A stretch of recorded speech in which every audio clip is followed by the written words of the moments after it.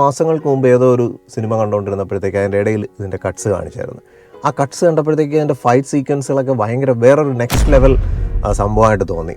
പിന്നെ എൻ്റെയൊക്കെ ഒരു കുട്ടിക്കാലം അല്ലെങ്കിൽ ആ ഒരു ഫ്ലാഷ് ബാക്ക് എടുത്ത് നോക്കിക്കഴിഞ്ഞാൽ ഈ സ്റ്റാർ മൂവീസ് HBO-ലൊക്കെ ഇങ്ങനെ ഒരു സീരീസ് ആയിട്ട് ഈ സിനിമകൾ ഇങ്ങനെ വന്നുകൊണ്ടിരുന്നതാണ്. ഒളോറിൻ എനിക്ക് തോന്നുന്നു 2-3 തവണയൊക്കെ ഇങ്ങനെ റിപ്പീറ്റ് അടിച്ച് കണ്ടിട്ടുള്ള ഒരു സിനിമയാണ്. ഇപ്പോൾ ഈ മാർവൽ യൂണിവേഴ്സിനകത്ത് എനിക്ക് ശരിക്കും ഒത്തിരിയെങ്കിലും ഇഷ്ടപ്പെട്ടിട്ടുള്ളത് ഈ വക്കാണ്ട ഫോർ എവർ എന്ന് പറയുന്ന മൂവിയാണ്. എന്നാൽ ആ ഒരു കാറ്റഗറിയിലും പെടുത്താൻ പറ്റാത്ത ഒരു കഥാപാത്രമാണ് ഈ വോൾവറീൻ എന്ന് പറയുന്നത്. കാരണം അദ്ദേഹത്തിൻ്റെ ഒരു ഓവറോൾ മാനറിസം ഒക്കെ വെച്ചിട്ട് ഇത് വേറൊരു ജോണറിൽ പോകുമെന്നാണ് നമ്മുടെ മനസ്സിൽ പ്രതീക്ഷ ഉണ്ടായിരുന്നത്. പക്ഷേ ഇതിനകത്ത് കുറച്ച് ഡാർക്ക് ഹ്യൂമറും അങ്ങനെ എല്ലാം കൂടെയൊക്കെ മിക്സ് ചെയ്ത് സിനിമ ശരിക്കും 100% ഒരു കോമഡി ഫിലിമായിട്ടാണ് ഇത് ശരിക്കും എൻജോയ് ചെയ്തത്. അവിടെയാണ് ഈ ഒരു ഡെഡ്പൂൾ ആൻഡ് വോൾവറീൻ എന്ന് പറയുന്നതിൻ്റെ ആ ഒരു സാൻഡ്വിച്ചിങ് ഇതിനകത്ത് ശരിക്കും വർക്കായത്.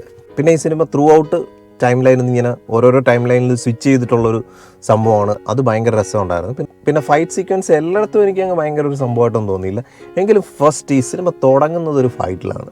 അതൊരു 1.5 പരിപാടിയാണ് അവർ ചെയ്തു വെച്ചിരിക്കുന്നത്. ആ ഫൈറ്റിൽ തന്നെ അവർ ഇൻ്റഗ്രേറ്റ് ചെയ്ത് ഇതിൻ്റെ ക്രെഡിറ്റ്സ് ഒക്കെ എഴുതി കാണിച്ചൊക്കെ നല്ല രസമുണ്ടായിരുന്നു. അപ്പോൾ ശരിക്കും ഈ ഒരു മൂവിയുടെ അകത്ത് ഭയങ്കര ഒരു എക്സ്പെക്റ്റേഷൻ ലെവൽ വോൾവറീനിലായിരുന്നെങ്കിലും ഡെഡ്പൂൾ അടിച്ചുകൊണ്ട് പോയി ഇതിൻ്റെ ക്രെഡിറ്റ്സ്. ഡെഡ്പൂൾ ഒരു രക്ഷയില്ല from the beginning till the end. ഫൈറ്റ്സിൻ്റെ ഇടയിലായിരുന്നാലും എന്ത് സീരിയസ് ആയിട്ടുള്ള കോൺവെർസേഷൻ നടക്കുന്നതിൻ്റെ ഇടയിലും അദ്ദേഹം ഇങ്ങനെ ഇടയ്ക്കിടയ്ക്ക് കോമഡി അടിച്ചുകൊണ്ടിരിക്കും. ഭയങ്കര രസമായിരുന്നത്. ഒരു ഇംഗ്ലീഷ് മൂവി കാണാൻ കയറിയിട്ട് തിയേറ്ററിനകത്ത് ഇത്രയും ചിരി ഞാൻ ഇതുവരെ അനുഭവിച്ചിട്ടില്ല. എൻറ്റയർ തിയേറ്റർ ഹൗസ്ഫുൾ ആയിരുന്നു. Entire theatre was enjoying the movie. പിന്നെ മ്യൂസിക് ആയിരുന്നാലും ഇതിൻ്റെ തിയേറ്റർ സൗണ്ട് എഫക്ട്സ് ഒക്കെ ആയിരുന്നു വേറെ ഒന്നും പറയാനില്ല. അവരതിൻ്റെ എക്സ്ട്രീം ലെവലിലാണ് പിടിച്ചിരിക്കുന്നത്. അത് ശരിക്കും നല്ല സൗണ്ടൊക്കെ ഉള്ള തിയേറ്ററിലാണെന്നുണ്ടെങ്കിൽ you will enjoy the movie for sure. അപ്പോൾ ഇതുപോലെ തന്നെ ഈ മൂവിയായിട്ടൊരു ബന്ധമില്ലാത്തൊരു ട്രെയിലർ ഈ അടുത്ത് തിയേറ്ററിൽ കണ്ടായിരുന്നു. അത് ഭയങ്കര രസമായിരുന്നു. തിയേറ്ററിനകത്ത് മൊബൈൽ ഫോൺ അടിക്കുന്നതും വോൾവറീൻ ക്യാമറയിൽ നമ്മുടെ അടുത്ത് സംസാരിക്കുന്നതായിരുന്നാലും അതൊക്കെ വളരെ ഡിഫറെൻ്റ് ആയിട്ടുള്ള ഒരു ഓഡിയൻസ് ഇൻട്രാക്ഷൻ ആയിട്ട് ഫീൽ ചെയ്തു. ഇതിൽ അതുപോലെ തന്നെ ഡെഡ്പൂളിൻ്റെ ഒരു സീനുണ്ട്. അത് ഭയങ്കര രസമാണ്. അപ്പോൾ എന്ത് പറഞ്ഞാലും സ്പോയിലറായി പോകും. പിന്നെ പഴയ കാലഘട്ടത്തിൽ നിന്ന് കുറച്ച് ക്യാമിയോസ് ഇതിനകത്ത് വരുന്നുണ്ട്. അതൊക്കെ ഒത്തിരി ഇൻട്രസ്റ്റിംഗ് ആണ്. ഇവരെനിക്ക് തോന്നുന്നു ഇതിനകത്തുള്ള പല കാര്യങ്ങളും ഹൈഡ് ചെയ്ത് വെച്ചിരിക്കുകയാണ്. അത് ശരിക്കും തിയേറ്ററിനകത്ത് ആ ഒരു ക്യാമിയോ അപ്പിയറൻസ് ഒക്കെ വരുമ്പോഴത്തേക്ക് നമുക്ക് ഭയങ്കര ഒരു എലിവേറ്റഡ് ഫീൽ തരുന്നുണ്ട്. പിന്നെ കോമഡിയും കൗണ്ടറും ഒക്കെ അടിപൊളിയാണെന്നുണ്ടെങ്കിലും ഒരു ബ്ലഡ് പൂളും കൂടെയാണ്. ഇപ്പം ഞാനും വൈഫും കൂടെയാണ് ഈ സിനിമ കണ്ടത്.